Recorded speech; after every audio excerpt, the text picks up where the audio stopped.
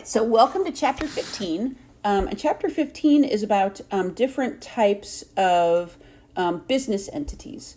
And you might be wondering, okay, well, this is an individual tax class. Why are we talking about different types of business entities?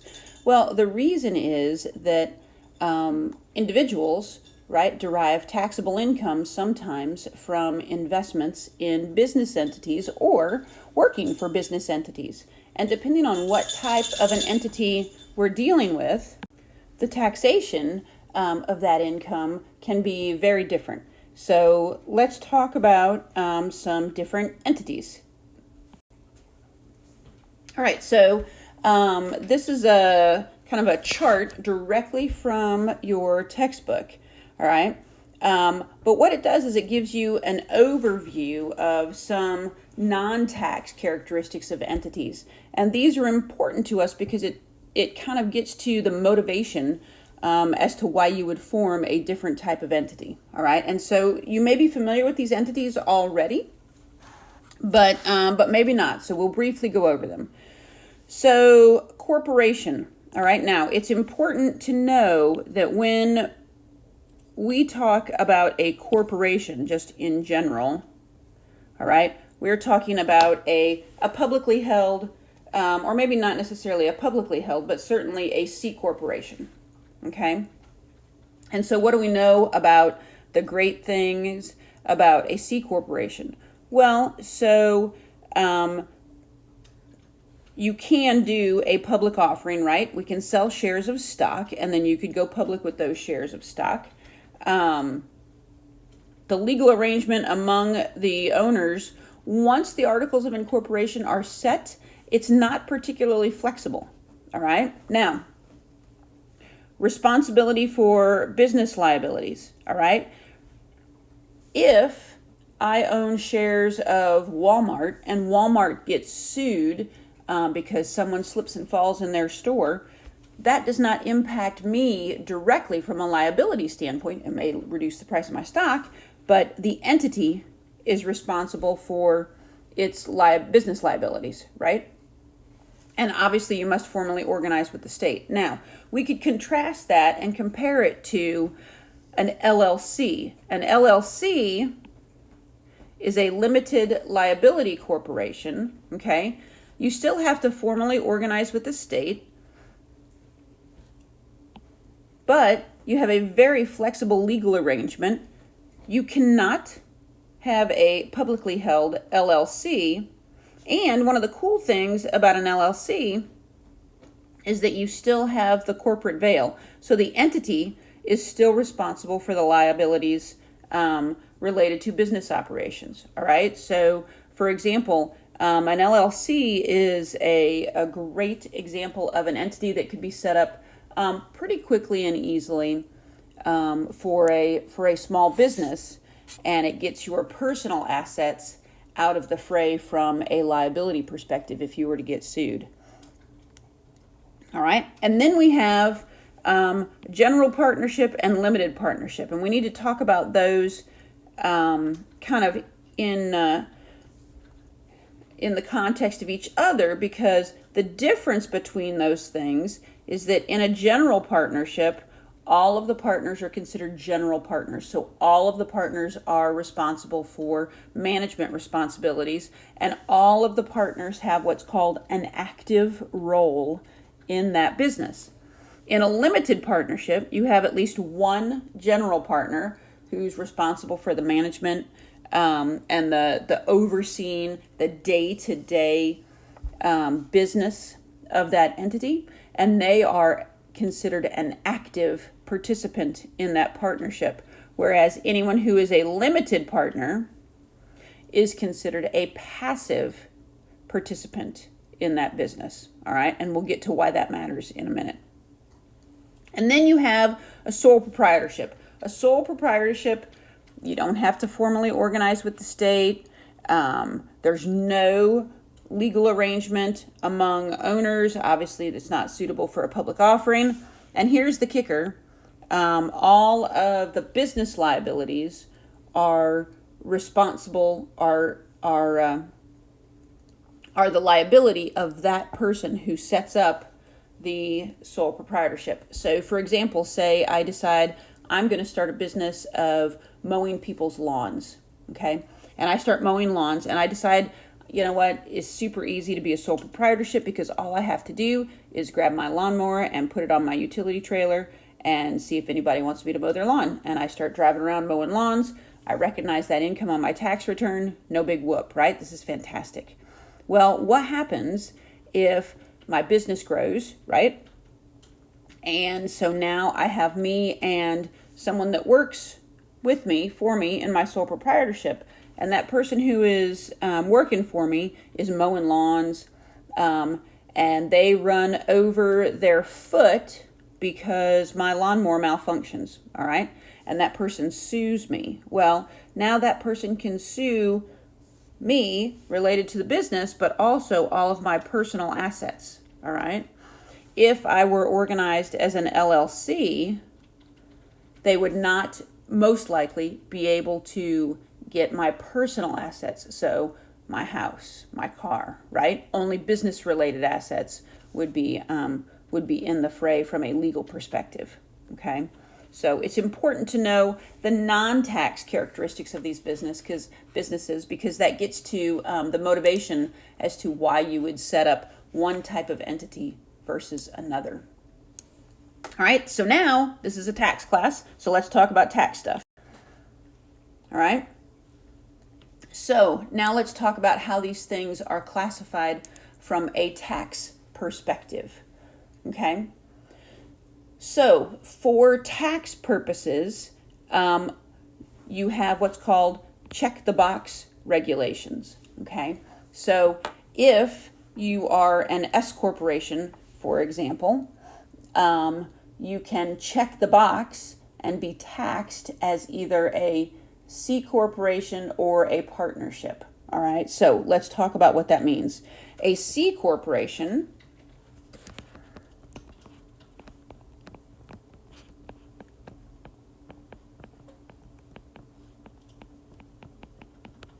is a taxable entity, okay? An S corporation doesn't have to be a taxable entity. An S corporation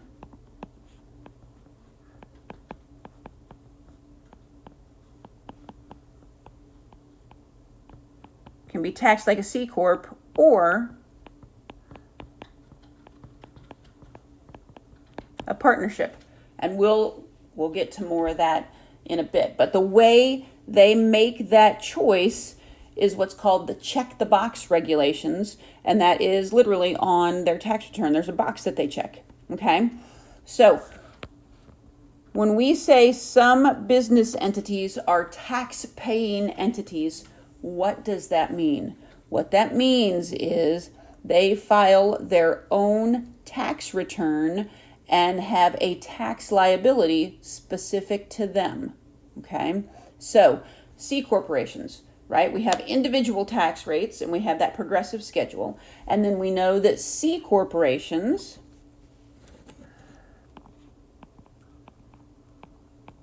have a tax rate right now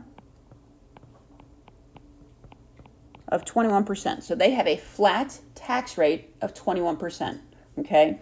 So a C corporation is a tax-paying entity, all right? So individuals, we're tax-paying entities. C corporations, estates, trusts, okay? These are all tax-paying entities, all right? And then we have this thing called a flow-through entity, all right?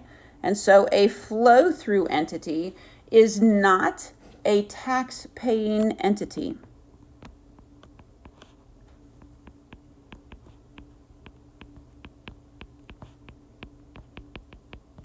All right, now I want to be clear, they're not a tax-paying entity, but that doesn't mean they don't pay taxes.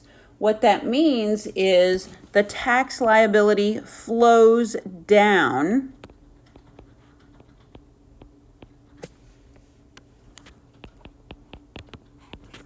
or flows through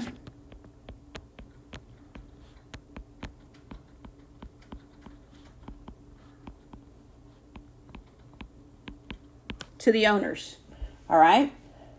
So if, as a class, we decided to set up a partnership, we were all going to go into the landscaping business and set up a partnership, and we were all going to be partners. Okay. That would be a flow-through entity. Now, that partnership would have to file an informational return every year, but that partnership would not have tax liability at the entity level. All right, so if I had a 1/20th share of that partnership, 1/20th of that partnership's income would flow through to my tax return. Okay, so that is a flow through entity. Okay, so some other things that we need to talk about. Corporations are C corporations unless they make a valid S election. All right, so an S corporation is a special type of corporation. And an S corporation, you get the choice of being taxed as a corporation, a taxable entity, or being taxed like a partnership, a flow-through entity. All right, but there are some limitations as to who can be an S corporation. All right, so S corporations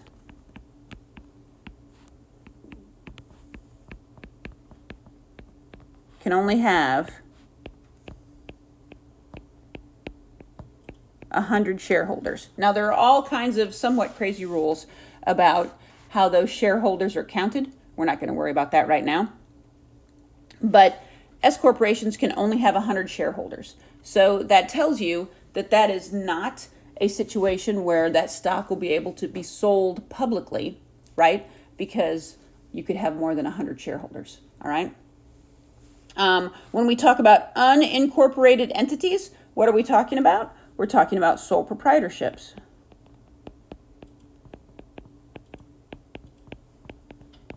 And partnerships. All right?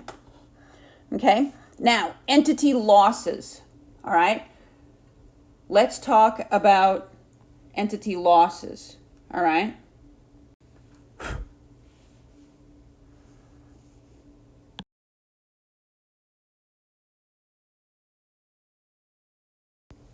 All right, so this is a great summation slide for flow-through entities, all right? So again, flow-through income is taxed at the individual marginal rate, all right? So that income just gets dumped in the same bucket as your other income, essentially, and it increases your taxable income, so it changes what tax bracket you're in, potentially, all right? Passive investors. Remember we talked about those limited partners, right?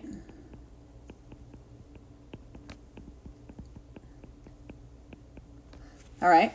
They're potentially subject to an additional 3.8% net investment income tax. We'll talk more about that later. All right. And then potentially there's also self-employment tax and Medicare tax, all right? And we will talk about those things a little bit too, okay? So right now, it's important to know the difference between a taxable entity and a flow-through entity and what that means generally from a taxation and income perspective. All right, so one of the things that is still relatively new, and here shortly, I guess I'm not going to be able to say it's relatively new anymore, is this qualified business income deduction, okay? Now, this is a lot of times called the QBI deduction. This is new as of 2017, so that's why I say I'm not going to be able to say it's new for too many more years.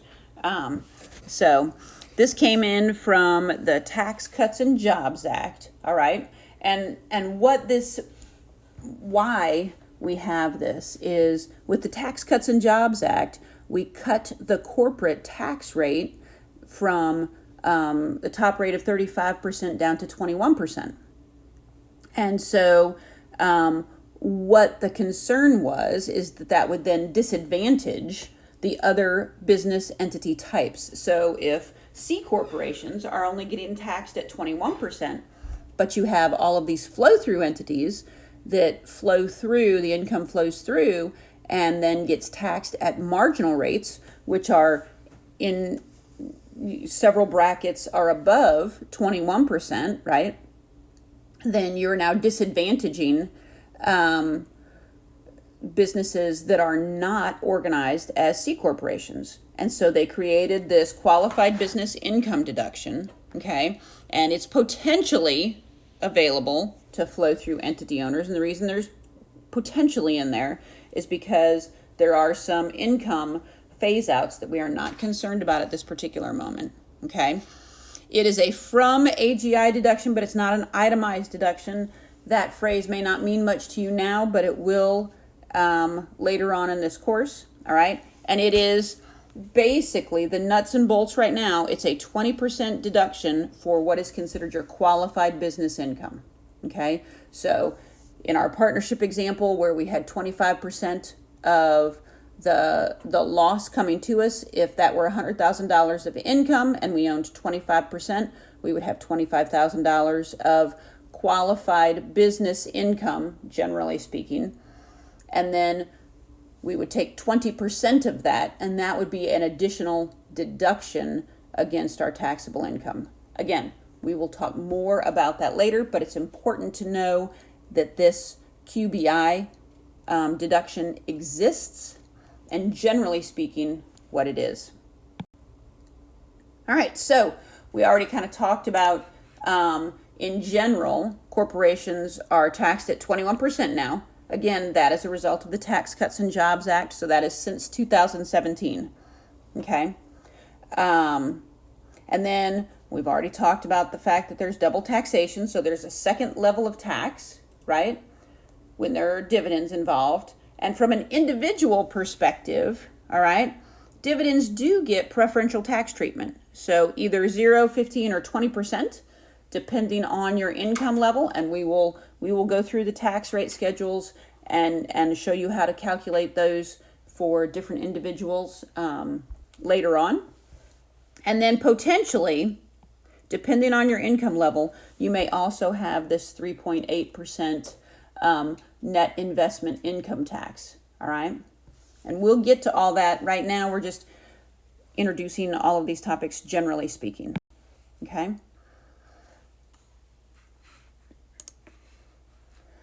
All right, so kind of the differences between owners of entities, all right? If you are organized as a sole proprietorship and you're the owner of that proprietorship, there's no direct compensation. Whatever money is earned by that sole proprietorship, it all gets attributed to you.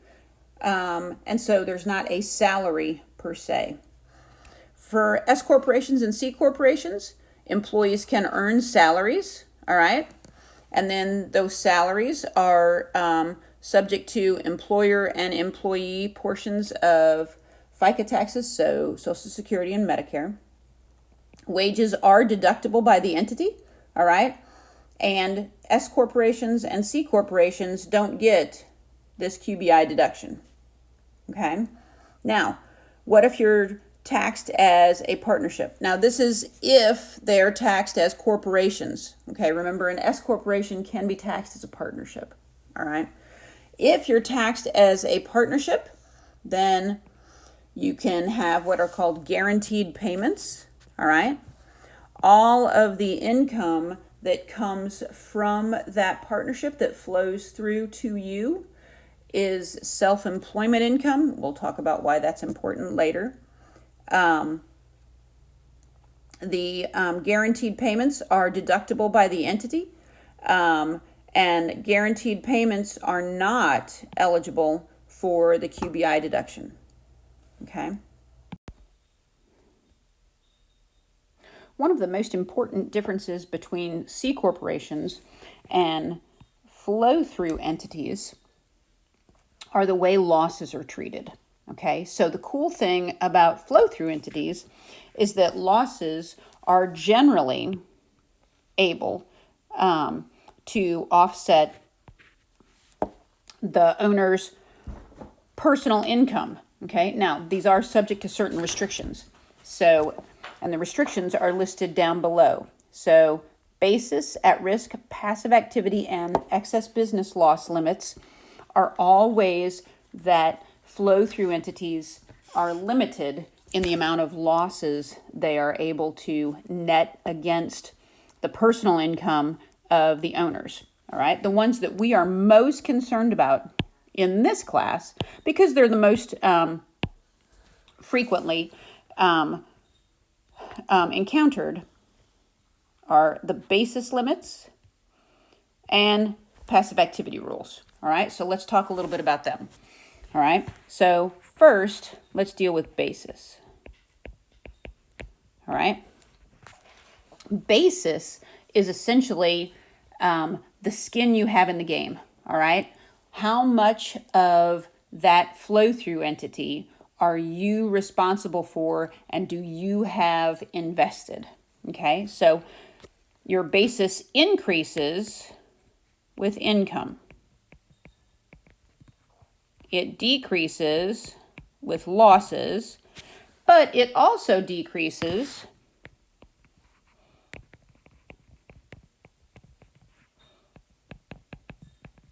with distributions, dividends. Okay? So if, for example, you create an LLC in 2019, okay, and say you contribute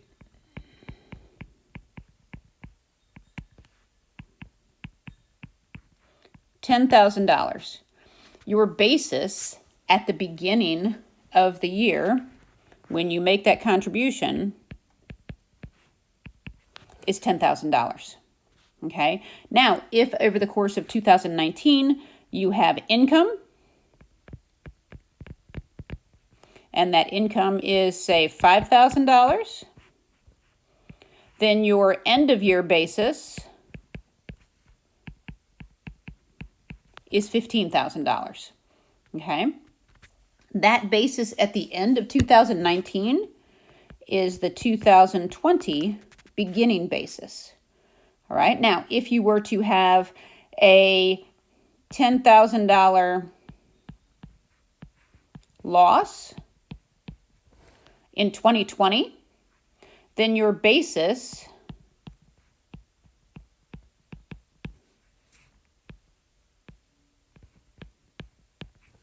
at the end of 2020, and I should have done this a little bit neater, so I apologize for that.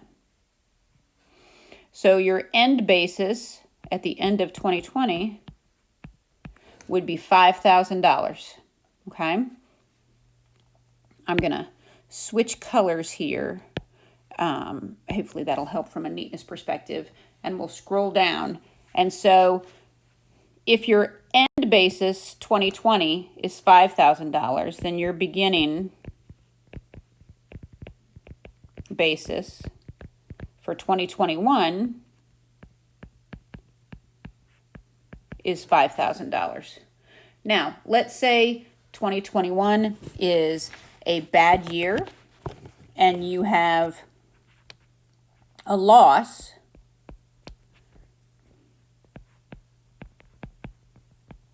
of $30,000.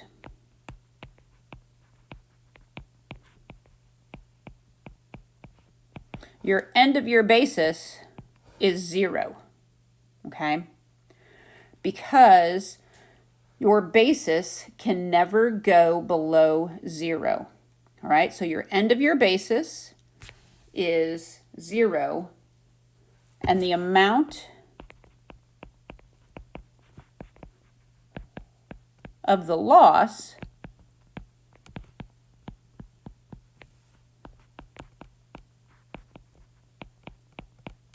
that would flow through,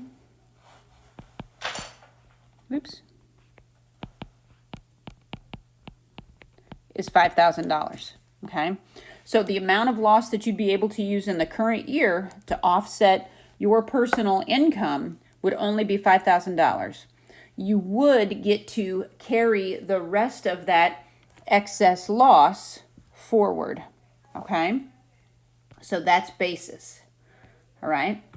Now, let's talk about passive activity as well.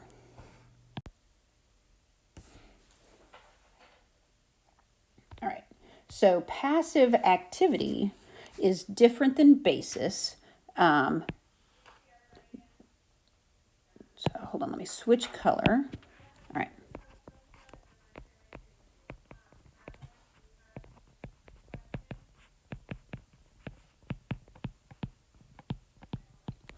All right, so when you are an active member of a flow-through entity, you are considered to be earning active income. When you earn salary at a job you work for an employer, that is also active income. Passive income is a result of a passive activity, okay? Many times, passive income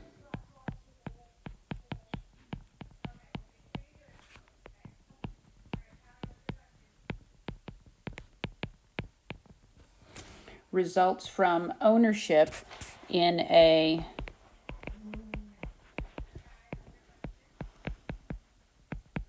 limited partnership or being a limited partner in an entity. So passive losses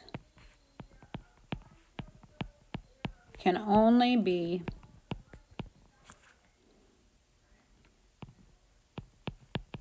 deducted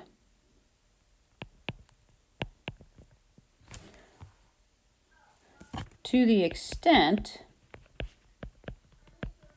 that there is passive income. Okay? Now, unused passive losses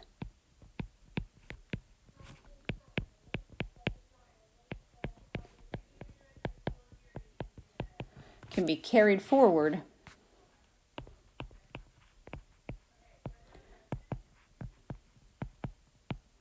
and used in future years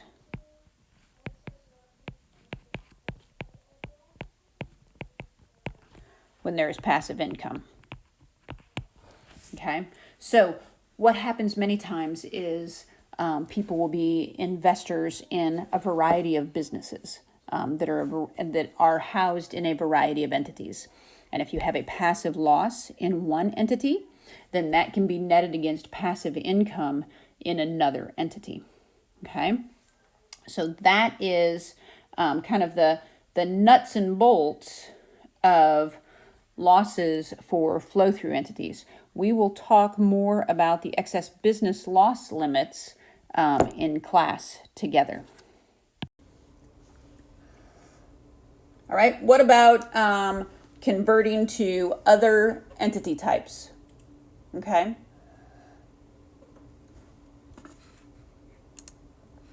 So you can move back and forth, all right, between entity types.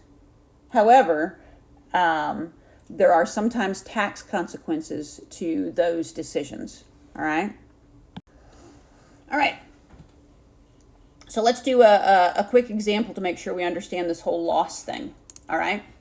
So we've got Nicole, and she's going to organize this business as a C corporation, okay? And in spite of her best efforts as CEO, this C corporation has a loss of $50,000 in the first year of its operation, okay? And we're going to set Nicole's marginal rate at 35% and assume she has ordinary taxable income of $200,000 because she's married, filing jointly, and her husband has a salary, okay? So how much tax will her C corporation pay in year one? And how much tax will Nicole and her husband pay on that $200,000 of other taxable income if this business is organized as a C corporation. All right, so I'm going to pause for just a minute.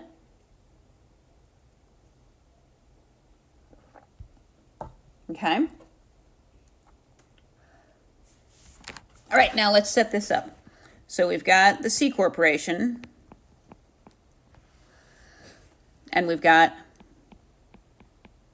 Nicole and spouse. Okay. All right, so what do we know about losses for C corporations? Well, losses for C corporations are contained within that C corporation, right? They're stranded in that C corporation. So this C corporation has a $50,000 loss, all right? Does the C corporation have to file a tax return? Yes, that C corporation has to file a tax return. Remember from Chapter 2, C corporations always have to file a tax return every year, even if they lose a big old pile of money, okay? But how much tax liability does this C corporation have?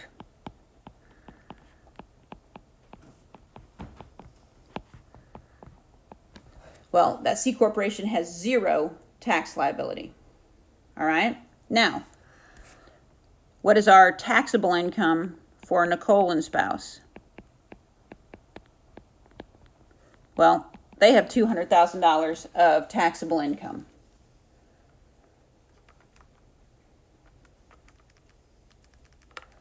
And if their marginal tax rate is 35%, and we just apply that to the 200,000, we find that their tax liability,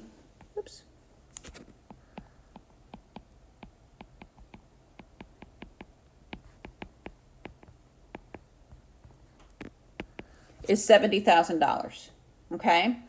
So if Nicole organizes as a C corporation, the C corporation generates this loss. Now, they're going to get to carry that loss forward, right? But it doesn't have any direct impact on Nicole's taxable income or her tax liability in that year, okay? Now, if we move forward to the next slide, now it's going to say, suppose that we organize as an S corporation, and we're going to assume that S corporation is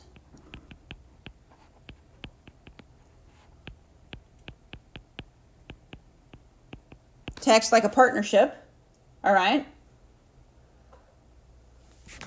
And Nicole's basis is $100,000, all right? And so now the question is, if they still lose, so if this S corporation still has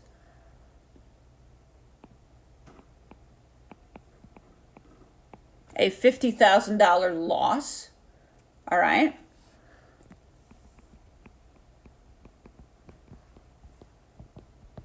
and Nicole and spouse have $200,000 taxable from salary. Now, how much tax will this corporation pay in year 1, and how much tax will Nicole and her husband pay on that $200,000 of income? Well, remember now that we've said this S corporation is flow-through. Okay? So the S corporation pays 0 tax at the entity level, but this $50,000 now can be directly deducted from Nicole and spouse. All right? And so now they have $150,000 of taxable income. And if we assume they still have a 35% tax rate, now their tax liability